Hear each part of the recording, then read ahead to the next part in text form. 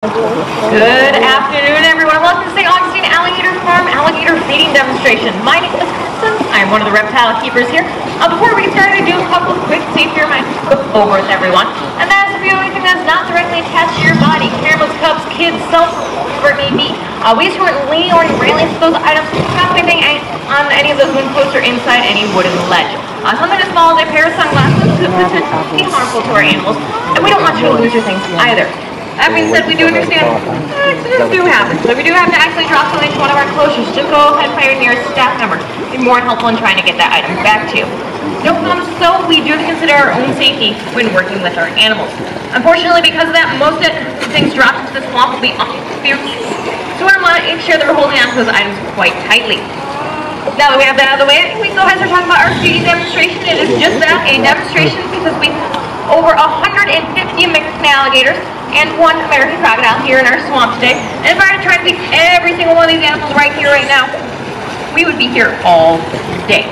Definitely more snack for our animals. They are fed at other times, and I'm sure you can tell they are very well-fed animals indeed. First thing we have up on the menu is what we feed to a majority of our crocodilians. Nice little crocodilian pellet made by a company called Missouri, which is a part of Freedom.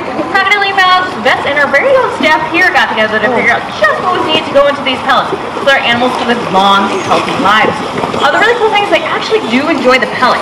Some of them even prefer it to other types of food. It does float in the water, so they are able to easily see it. You don't have to worry about it sinking down the bottom where it might get a little bit gross and soggy. And now it's like starting to get a pretty good feeding frenzy going. Oh my goodness. Whoa. Now, of course, it's not the only food item I brought with me today. I also brought with me rats. Oh, right. Yeah.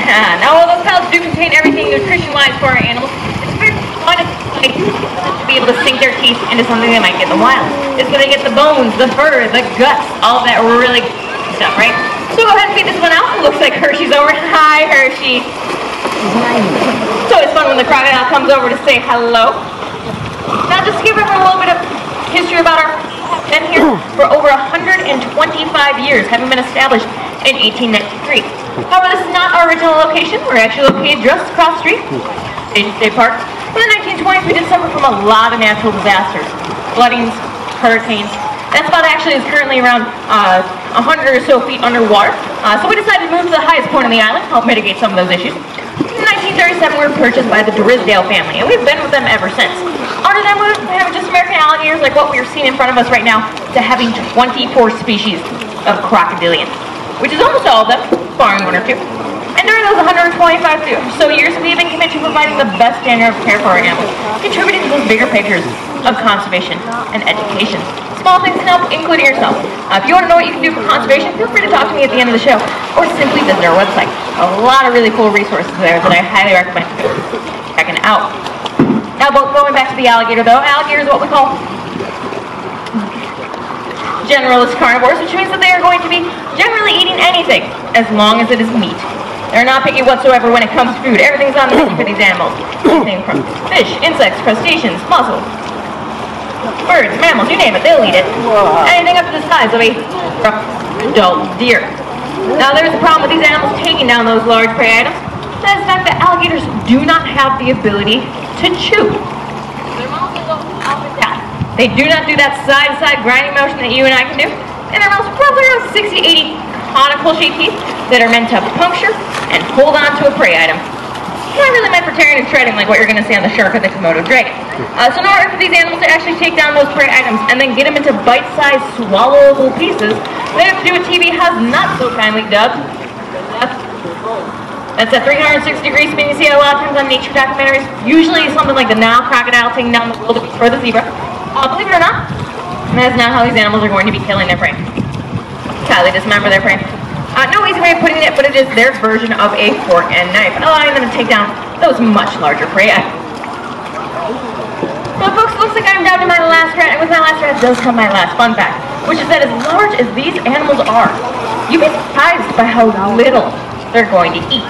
They eat roughly around 90 pounds of food a year. It's basically the equivalent of you or I eating about one sandwich. That is it. The reason why these animals do not have to eat so much is because alligators are what we call ectotherms, or cold-blooded animals. It means that they do not have to burn calories to stay warm. Instead, they're going to rely on their environment and the sun to do it. So it saves them a lot in terms of energy consumption by simply not having to keep their bodies warm on their own. So we're going to go ahead and speed up this last round. Who wants it?